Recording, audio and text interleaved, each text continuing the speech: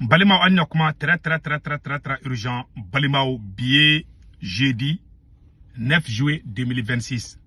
Malion Amboraka, information Tilimando Soro, colonel Kassim Goïta. Malion, ni Mali service de renseignement, Nyamoko Korodou, Malien Belageleme Kassim Goïta don. Donc, à photo fleni, n'est que Mali renseignement, Malion, connaît qu'à jugement menake. Mais à qu'à jugement kola, et révélation de Wemeno for Malion Yana. Et l'ex-patron du service de renseignement malien, le colonel-major Kassim Goïta, accusé de complot contre l'État, sera jugé le 14 juillet. Avec lui, voilà, seront aussi jugés un ex-secrétaire général de la présidence de l'ancien président Bandaou. Voilà, il y a une information ici. Mais na kuma da fo malien ngena. Ni chayin borada madia saurala, ntendu waula. Malien ube ka torture do daninka. Ne kashira billahi tallahi. Ne te chefe de ni konanum fle ne ntendu waula ne tafe. Ni ne ka mugote ne ta souteni. Ah mais ne bora mun kalama ka kula. Mba fo malien ngena. Kassim Goïta keleme ka surasi munu mine ku don kaso la.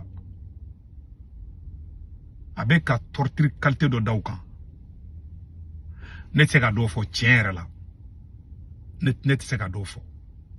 Ni ene nyininga ko Mali kono ko mo bise kan ke mo la ne te dala. Ti Ali Musa Traoré ma torture mi ka Assimi tellement ni torture ay kuma ina mebe ka kuma fo na de tellement o ya torture. Al ni ya black kaso kono ay kuma ina mede Malien.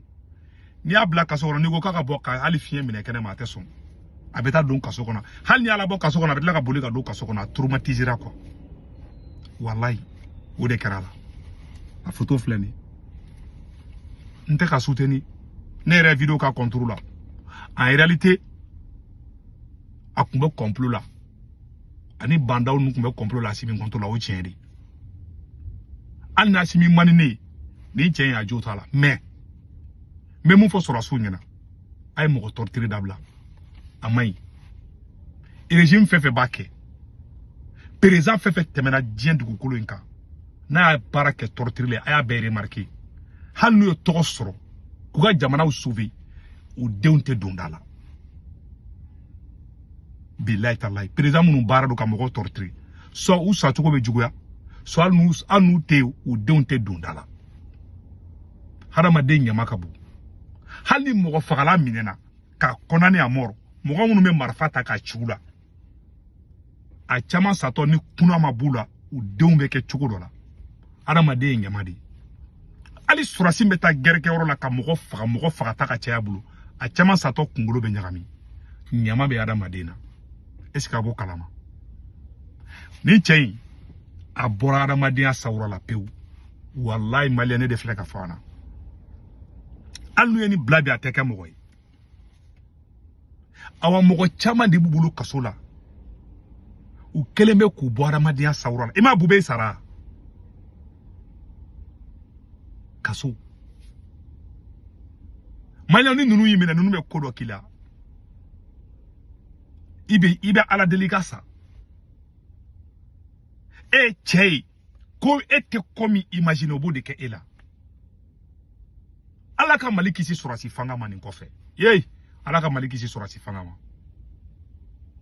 torture qualité do kera ni chela abora madia sawra la peu uyaka jien peu alni ni blara aya sebene da fana na blara ne ma fanga te vie normal kede ma te kina fo mo normal quoi peut-être il y a le miracle ala de biseka na ni seba ya ka kodoke wallahi ni me oro nabi hal ni be ka bokka so bongo no ka taka kodola hal ni be ka la bokka so bongo no abe presse ka sika taka so kono di a tout ya traumatisé momo ko chama minele mbubulu kleme kan de kula net seka ka simiga fanga fe jamais mon fi innocent chama mbubulu ntukwala nous be ka torture mi ke depuis faraona clé là ko jugu ningele ya ko be ko deke sura si fanga betandi anyu soutenir me chana ambolongo sont modérés ambolo gubena ke ATT nyoko suda ambulu ne segu tungara simi soutenir o tiende mais ne kuntaro nga bekata ka malike mogola cheche ka bara yi atigite labango juma soro Kassim Goïta an Assimi Goïta ni yɛrɛ a choisi ale de kun bɛ renseignement na mais cɛ in filɛ ne segu tɔgɔra tɛ cɛ in fɛ dɛ mais u bɛ ka mun kɛ cɛ in na a man ne quoi ne tɛ cɛ fɛ dɛ ne ma da la fana c'est ni ye faransi mɔgɔ di ça c'est une vérité ouais n'a y'a minɛ a bila kaso la ATT Musa Traoré minɛ ka kɛrɛfɛ mɔgɔ bɛɛ minɛ an m'a mɛn ko ATT mɔgɔ torturé ne m'a mɛn ni ATT ka di maliyɛnw hala sale a ka di maliyɛnw ye Modibo Keïta kɔfɛ mɔgɔ ma fanga mɔgɔ ma mandiya sɔrɔsi ma Modibo Keïta kɔfɛ Mali président tɛ yen mun diyara maliyɛnw ka tɛmɛ ATT kan a président kelen tɛ yen pourtant sɔrɔsi de don a kun bɛ hinɛ a bɛ yɛlɛ mɔgɔw fɛ a ye sɔrɔsiya yɔrɔnin sama k'o bɔ a yɛrɛ la ka vie normale ta aw bɛ ka sɔrɔsi fanga de kɛ ATT ma sɔrɔsi fanga kɛ dɛ mɔgɔ bɛ ɲinɛ o de kɔrɔ sari sɔrɔsi bɛ yen sɔrɔsi fanga bɛ yen ATT kɛ sɔrɔsi de mais a ma sɔrɔsi fanga kɛ maliyɛnw kunna maliyɛn bɛɛ kun bɛ ATT critiquer maliyɛn bɛɛ sɔrɔsi de don dɛ mais bɛɛ kun bɛ dɔ fɔ ATT ma hali tatapaw mɔgɔw y'a fɔ ko a bɛ fɛ ka changement kɛ tatapaw mɔgɔw ye dɔnkili yɛrɛ da ATT contre la a ma tatapaw minɛ jɔn bɛ se ka bɔ Mali kɔnɔ bi k'i bɛ dɔ fɔ Assimi ma an b'a yɔrɔ na ko bi cɛ n'i farati ka tɔgɔ fɔ a b'i don kaso la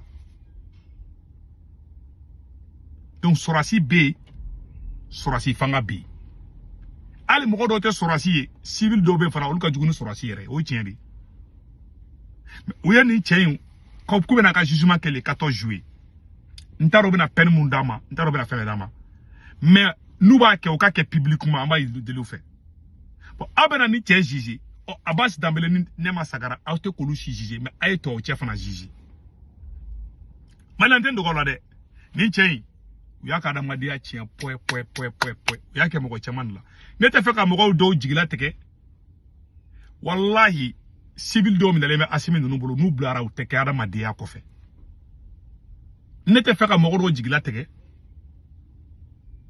mɔgɔw bɛ kaso la bi hali ni ko k'u ka bɔ bi u tɛ sɔn u traumatisera quoi gérer kan quoi kaso yɛrɛ donna dɔw la déjà cɛ ala bɛ se ka hɛrɛ ko fanga ya ka adamadenw tɔɲɛ k'u bu musow kɔrɔ k'u bu denw kɔrɔ k'u traumatiser ka ngalon nɔrɔw la ko ala k'i sago d'i ma o kuma e mɔkɛ de ala ya maliyɛn de bɛ ka kan an ka dugu la dɛ cɛ kɛni k'a ka jugement bi ani bandaw ka mɔgɔ kɔrɔw n'a ye mɔgɔw minɛ a ye dan dɔn ko la i bɛ ko dɔ sen i taara a laban a bɛ tila ka sigi i yɛrɛ ma ne bɔra kuma la ala ka hɛrɛ kɛ Mali ye